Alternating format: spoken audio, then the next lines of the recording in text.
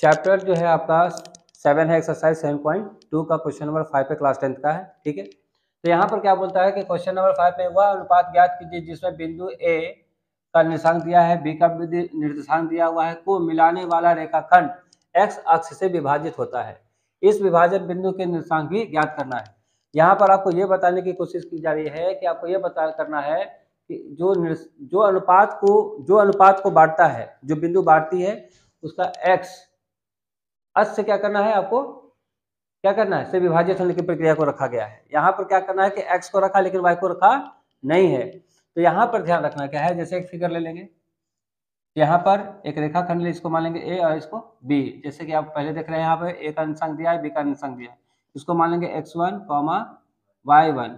ठीक है, इसको लिखेंगे x2, y2 और यहाँ लिख लेंगे हम, इसका निर्देशांक दिया हुआ है 1 - 5 लिख दिया हुआ है और यहाँ दिया है -4 और 5 दे दिया। ठीक है, लेकिन कोई बिंदु है, ठीक है, जो इसको अनुपातों में बांटता है।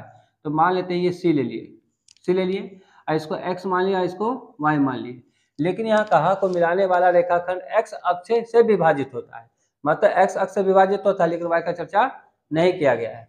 तो y का वैल्यू हम 0 कर लेंगे, x का यहाँ x कर लेंगे। ठीक है, बात समझिएगा नहीं समझे? तो यहाँ पर क्या होगा कि जब आपको कहा कि x अक्ष का, तो x का x रख देंगे लेकिन y का क्या लिखेंगे, 0 लिखेंगे क्योंकि y का दिया हुआ नहीं है। इस विभाजन बिंदु के निर्देशांक भी ज्ञात मत करना है, मतलब यहाँ x का वैल्यू पुट करके यहाँ डाल देना है, मतलब रख देना है। इस तरीके से देखिएगा कि यहाँ का भी निर्देशांक निकल जाएगा। अब उसके लिए सबसे पहले क्या करेंगे, हम ये देखेंगे, यहाँ तक कोई दिक्कत नहीं है। ठीक है, तो सबसे पहले हम क्या कर लेंगे, इसको मानते हैं m1 मान लेंगे, इसको क्या मान लेंगे, m2 मान लेंगे, इसको 1 मान लेंगे, इसको लैम्डा मान लेंगे। हम आपको पहले ही बताया है क्या ज्ञात राशि रहेगा, तो वहाँ पर क्या करना है कि लैम्डा मान लेना है। ठीक है, फिर यहाँ लिखेंगे माना कि, हल कर लेंगे, माना कि ए का निर्देशांक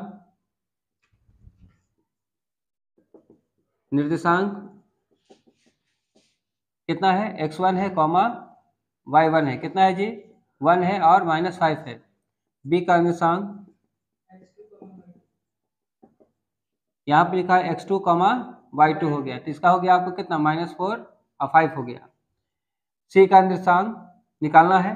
ठीक है, क्या है, निकालना है, लेकिन हम और क्या माने, m1 बटा m2 लिए हैं, तो कितना लिए हैं, 1 लिए हैं और लैम्डा लिए हैं, क्या लिए हैं।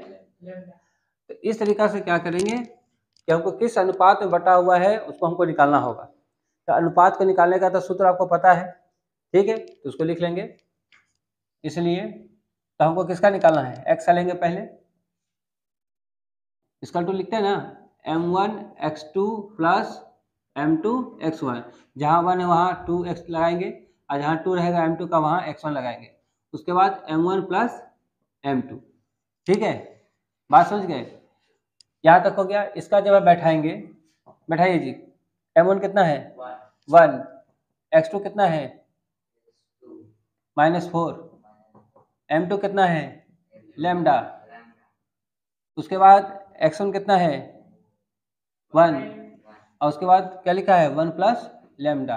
ठीक है, उसके बाद ये क्या हो गया कि ये आपका निकल गया, इसको मान लेंगे समीकरण पहला, मान सकते हैं, समीकरण पहला मान लेंगे। ठीक है, उसके बाद क्या कर लेंगे कि आप क्या करेंगे, फिर y का, ठीक है, y का, तो y का बैठाने के लिए फॉर्मूला क्या होता है, m1 y2 plus m2 y1 by m1 plus m2। तो y का वैल्यू यहाँ पर क्या है, जब नहीं दिया हो तो इसको क्या लिख देते हैं, 0। अब 0 लेंगे। ठीक है, अब उसके बाद बताइए, या इसको ऐसे लिख सकते हैं आप, y कर लीजिए, इसका वैल्यू बताइए, इसका कितना है, m1 का कितना है, 1 इंटू, बताइए y2 कितना हो गया, y2 हो गया 5, इसका हो गया लैम्डा, इंटू इसका हो गया -5, इसका क्या हो गया, तो 1 प्लस लैम्डा, ऐसे लिख सकते हैं। इसको हम समीकरण 2 मान लेंगे। तो हम किसको लेके चलना है, ध्यान रखना, उसको लेके चलना है जिसका यहाँ पर वैल्यू 0 आ रहा है, y बराबर लेके चलेंगे, तभी आपका आंसर निकल पाएगा। ठीक है, हमेशा चीज़ों को ध्यान रखना। कैसे, तो जैसे मान लो कि हम समीकरण 2 लेने पर लिख लेंगे, समीकरण 2 लेने पर, और यहाँ पे लिख लेंगे, तो y की जगह क्या बैठा लेंगे, 0, क्योंकि यहाँ पर x को बोला गया था, y को बोला नहीं गया था। ठीक है, y का ले लेंगे 0, 5 × 5 हो गया, और यहाँ हो गया प्लस माइनस माइनस 5 लेमडा हो गया, और यहाँ क्या हो गया 1 प्लस लेमडा हो गया। कर सकते हैं। जब ये क्रॉस होता है, क्रॉस मल्टीप्लिकेशन होता है, तो ये जाएगा इधर मल्टीप्लाई होने के लिए, तो जीरो के साथ जो भी मल्टीप्लाई होता है तो सब जीरो में कन्वर्ट हो जाता है। क्या में हो जाता है? जीरो में कन्वर्ट हो जाता है।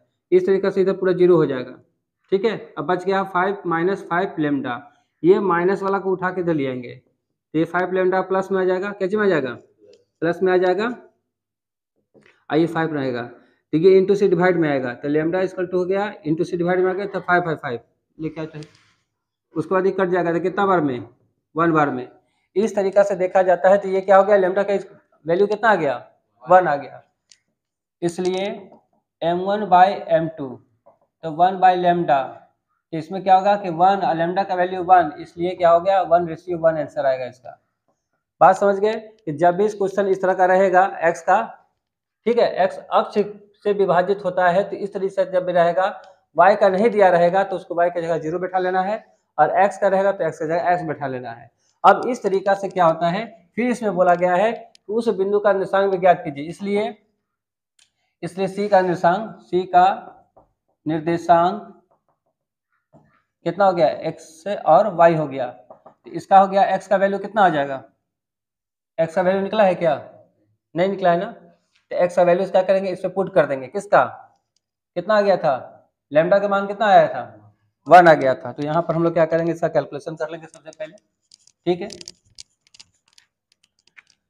क्या कर लेंगे, समीकरण फर्स्ट में लेमडा इक्वल टू 1 रखने पर, ठीक है।